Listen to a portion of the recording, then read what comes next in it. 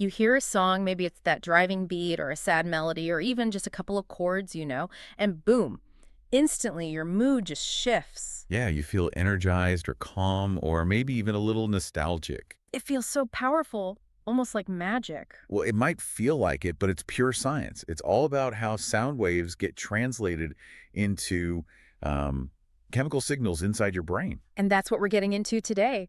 We're going to break down the science of how music messes with your mood, your energy, even your memory. And once you get how it works, you can start using it as a tool, a deliberate tool in your own life. Okay, so let's start with the brain because what always gets me is the speed. How is it so instantaneous? It's because sound waves take a sort of shortcut. They go straight to the old emotional parts of the brain and trigger a response almost right away. So when you hear music you really genuinely love, what is actually happening in there? Something pretty amazing happens in your brain's reward system. You feel this rush of pleasure, and that's from a chemical called dopamine being released. The famous feel-good chemical. Exactly. It creates those feelings of happiness. But what's really fascinating is that the brain actually releases it in two separate phases. Wait, two phases, so it's not just one big rush of happiness. No, not at all. And this is the cool part. First, there's the anticipatory phase. Your brain releases a little dopamine before the best part of the song even hits. Oh, like that moment right before the beat drops in your favorite track. Precisely. You know it's coming, and your brain is already getting excited. Then you get the second, bigger release when that emotional payoff actually happens. That dual release must be what keeps us hooked wanting to listen again and again. It is. You're basically rewiring your brain's chemistry in real time just by listening. And this isn't just for some people, right? It's a universal thing. Totally universal. I mean, think about babies. Before we can even speak, we get the mood of a song. A slow lullaby calms us down. A fast, playful song gets us excited. That really speaks to how you can use music as a tool to manage yourself. For sure. If you're feeling tired or, unmotivated, putting on high-energy music is like choosing a chemical booster for your brain. And the opposite is true too. After a super stressful day, a calming track isn't just nice to listen to, it's like you're giving your brain an antidote to the stress. Absolutely. Just understanding that dopamine link gives you a way to consciously control your own energy and well-being. Okay, so the brain's first reaction is chemical. But what about the body? That's where rhythm comes in, right? It's the most basic part. That's a perfect transition because rhythm connects directly to our physical bodies. There's a concept for this. It's called entrainment. Entrainment, what does that mean exactly? It's just the natural tendency of our body's internal clocks, our biological rhythms, to sync up with a strong external rhythm. So you're saying our heartbeat doesn't just like enjoy the music, it actually tries to match the beat, the BPM. It tries, yeah. It's a tendency, not a perfect match. But if you're listening to something fast, say over 120 BPM, your heart rate and even your breathing will speed up. That's why that kind of music is always playing at the gym or during sports. Exactly. It's physically driving your energy. It gives your body an external clock to follow. And on the flip side, a slow, steady beat, maybe around 60 BPM.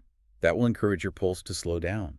It helps calm your whole nervous system, reduces anxiety. But rhythm is more than just heart rate. I've heard it helps with focus, too. It does.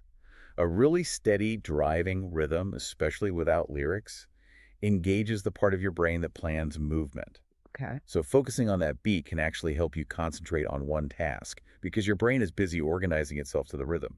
It sort of shuts out other distractions. So once you have that rhythm, that foundation, a composer adds the part you actually hum along to, the melody. Right. The melody is the story, the part that tells the story without any words at all. And the specific notes, the pitches, are chosen to create a very specific feeling. How does that work? Well, think about high-pitched notes. They tend to sound bright, cheerful, airy. But low-pitched notes feel heavy, serious, or even mysterious. And the direction the melody goes matters too. 100%. If a melody rises in pitch, it creates this feeling of tension, like a question that needs an answer. And when it falls back down? You get a sense of relief, of completion. You can literally follow the emotional story just by tracking the movement of the notes. Which brings us to probably the biggest emotional tool in music, the difference between major and minor keys. Yes, the scale that's chosen basically dictates the entire mood. Major keys are the happy ones, right? Bright, triumphant. They're in all the children's songs and national anthems for a reason. They're designed for that immediate positive feeling. Minor keys, though, are the opposite. They sound melancholy, dark, sometimes really emotional or sad. What's so wild is that the difference between them is actually tiny, isn't it? It's incredibly small. Yeah. You just change the interval of one specific note in the scale, usually the third note, and that tiny shift in frequency completely transforms the feeling. It's the oldest trick in the book for filmmakers. Oh, absolutely. Keep the scene exactly the same, but switch the music from major to minor, and you instantly change how the audience feels. No words needed. So the key sets the stage. But to control how intense that emotion feels, you need volume, what musicians call dynamics. Yes, dynamic contrast. It plays a huge part in our immediate reaction. Super loud music can be overwhelming. For sure. It's great for a concert, creates excitement, but if it goes on too long, it can actually trigger a stress response. And soft music feels more intimate, safe. You have to lean in and listen. But the real power is in the variation. A sudden loud burst.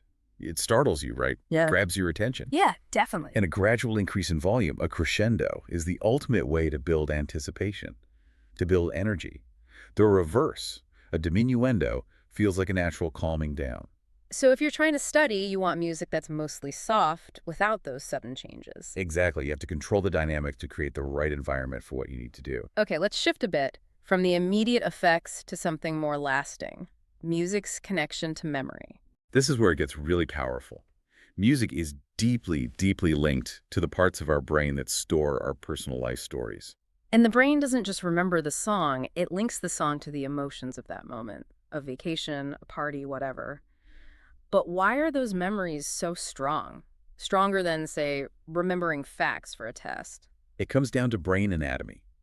The part of your brain that processes sound is physically very close to the parts that handle memory, the hippocampus and emotion, the amygdala, So they all fire up at the same time. all at once. When music is playing, you're activating the sound, memory, and emotion centers together. It's like triple tagging the memory. Which explains why people with severe memory loss can often still remember lyrics to songs from their childhood. Exactly. Those musical memories are just engraved so deeply. Beyond just our own memories, music is maybe the best tool we have for connecting with other people. I think it is. When a group of people sings or dances together, there's this instant feeling of belonging, of unity. A concert is the perfect example, or even just sharing a playlist with a friend. It creates a powerful social bond. It proves that other people feel the same things you do, and that builds teamwork and cooperation. And then you add the final layer, Yeah. lyrics, the actual words. Lyrics turn a feeling into a clear message. When the words match the mood of the music, a sad story over a minor key, the impact is just huge. They can be a source of comfort, or make you laugh, or make you think about big world issues. And all of this has led to a professional field, to music therapy, using music in a clinical way to help people heal. Right. Therapists use it to help people communicate, especially kids with learning difficulties or anyone who has trouble with words. Music gives them another way to express themselves. And the benefits are real. They're tracked by science. It's been shown to reduce pain, help people recover faster from surgery, and lower anxiety in stressful places like hospitals. And actually playing an instrument is a big part of it, too. Oh, absolutely. It's not just about listening. Playing an instrument improves motor skills, coordination. We can actually see positive changes in the brain structure when people actively make music. But we should add a little note here about culture. While the basics, joy, fear, are pretty universal, the details can change. That's a crucial point. What sounds happy or celebratory in one culture might be used for something completely different in another. It all depends on your upbringing, on tradition. So a scale that sounds kind of sad to my ear might be used in a really joyful, spiritual celebration somewhere else. Exactly. Understanding that helps you appreciate just how diverse we are, but also how similar our core emotions really are. We just have different languages for them. Okay, so last thing, let's look at the future. Technology is changing everything. It really is. I mean, first, you can carry your entire music library in your pocket. But it's going so much further than that. Like what? We're seeing a rise in adaptive technology. AI that can compose music that reacts to your stress levels in real time. No way, how would that even work? It reads your biometrics, your heart rate, for example, and then adjusts the tempo and the key of the music to gently guide you back to a calmer state. That's a world away from just picking a chill playlist. That's a responsive environment. It is, and we have virtual reality putting you inside the music. New digital instruments creating sounds no one has ever heard before. The tools are expanding constantly. But the core connection remains the same. The core human connection to rhythm and melody will always be there. Technology just gives us more ways to explore it. So when you put it all together, it's clear music is so much more than just entertainment. It's a scientific tool that directly changes your brain and your body. So use that knowledge. Take control. Intentionally choose the rhythm, the key, the volume that matches what you need to do, whether that's to focus, to get pumped up, or to just relax. The perfect soundtrack for your life is out there, waiting for you to press play. Good luck with your studies.